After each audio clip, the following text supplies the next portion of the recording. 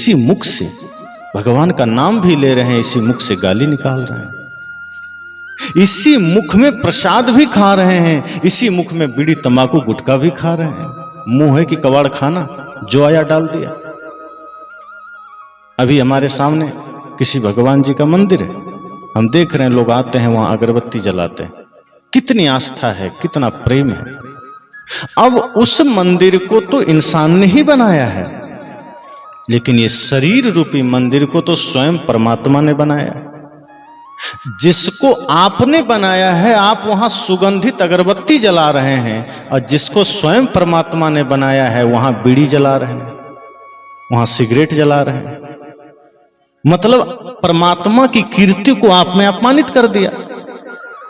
जिस मंदिर को आपने बनाया वहां बतासे और मिश्री चढ़ा रहे हैं, और जिसको स्वयं परमात्मा ने बनाया वहां तंबाकू और गुटखा चढ़ा रहे हैं। जिस मंदिर को आपने बनाया वहां दूध और बढ़िया शुद्ध जल भेंट कर रहे हैं, और जिसे स्वयं परमात्मा ने बनाया वहां शराब चढ़ा रहे हैं। तो ये पूजा सही है? जिस दिन आपके भीतर सब कुछ सही हो जाएगा, फिर वो मंदिर ही मंदिर नहीं, आपका घर भी मंदिर बन जाएगा। फिर वहां बसने वाले भगवान ही भगवान नहीं, आपके माता पिता भी आपके लिए भगवान हो जाएंगे, आपके बच्चे भी आपके लिए नंद गोपाल हो जाएंगे। लेकिन दिखता कहां है? नहीं दिखता, क्योंकि व्रत ही गलत चल रहा है, बाहर बाहर चल रहा है। और जो चीजें बाहर बाहर चलेगी उसकी पहुंच अंतर्मन तक कैसे हो सकती है?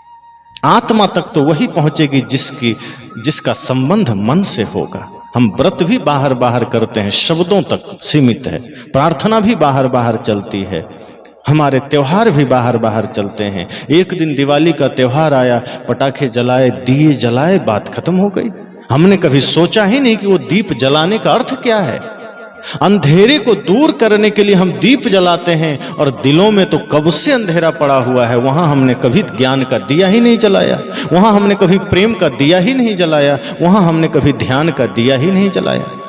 बाहर के अंधेरे को दूर करने के लिए हमने लाइटें लगा दी, और दिल में न जाने कब से अंधकार है, वहां हमने कोई ज्ञान का दीप नहीं जलाया। होली आई, सब पर रंग डाले, रंगारंग कार्यक्रम हो गया, और मन सदैव विकारों के रंग में रंगा हुआ है। हमने मन को भक्ति के रंग में रंगा ही नहीं। शिष्य गुरु से क्या कहता है कि बाहर के रंगों में तो पूरी दुनिया रंगी हुई है, हे प्रभु मुझे उस रंग में रंग देना जो रंग एक बार चढ़ जाए तो कभी उतरे नहीं। और यदि आपने देर कर दिया, यदि आपने अपने ज्ञान के, अपने प्रेम के रंग में मुझे ना रंगा, तो पता नहीं माया तैयार खड़ी है, वो कब हमें अपने रंग में रंग ले जाए। माया तैयार है, हे गुरुदेव अगर आपने देरी किया तो इस मन को माया अपने रंग में रंग लेगी।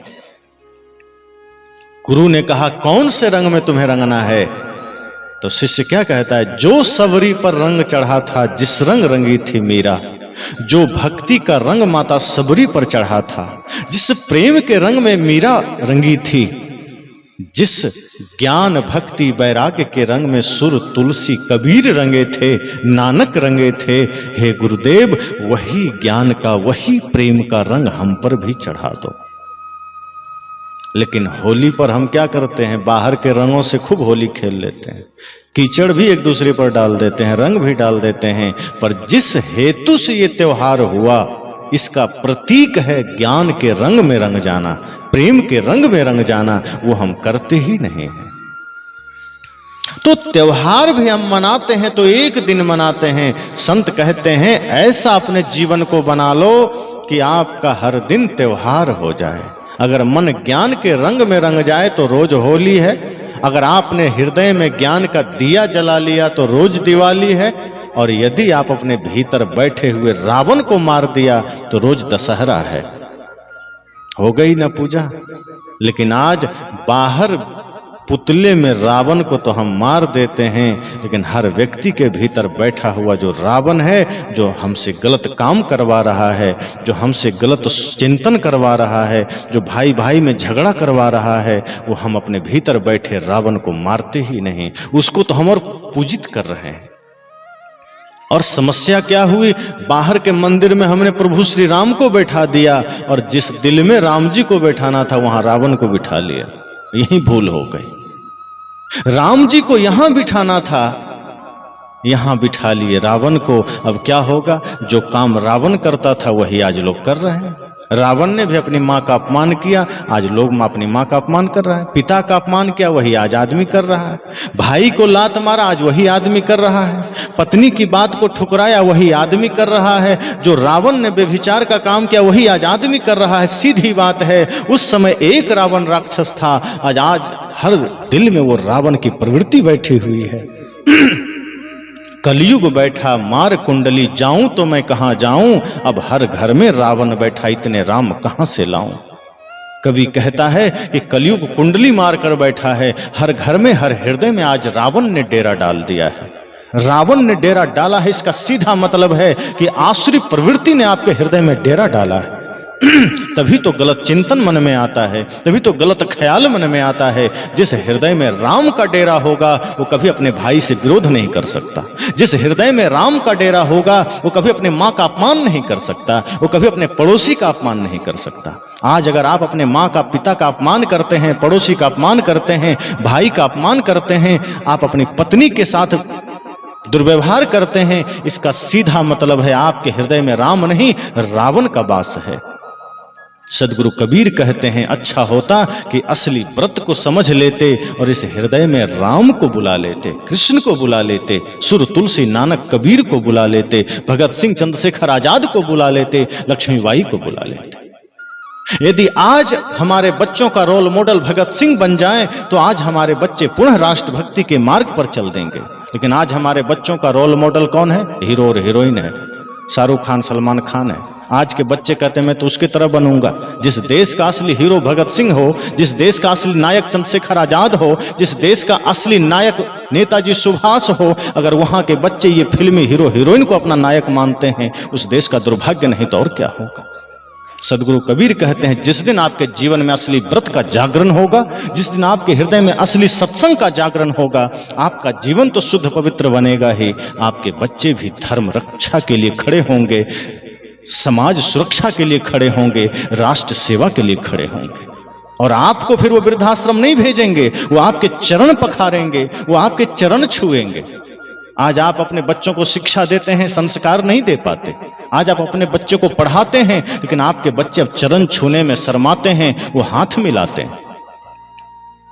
ये संस्कार, ये संस्कृति अगर चली गई तो धर्म चला जाएगा, और जिसके जीवन से धर्म चला गया वो आदमी फिर जिंदा होते हुए मुर्दा है।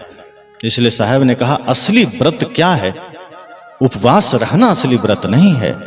आप भूखे रह लीजिए, इससे क्या हो जाएगा? भूखा तो बहुत से जीव जंतु और आदमी रह लेता है। कितने गरीब, कितने भिखारी 2-2, 3-3 दिन भूखा रहता है, क्या स्वर्ग चला जाएगा? व्रत का मतलब है आपका मन पवित्र होना चाहिए। व्रत का मतलब है आपका कर्म पवित्र होना चाहिए।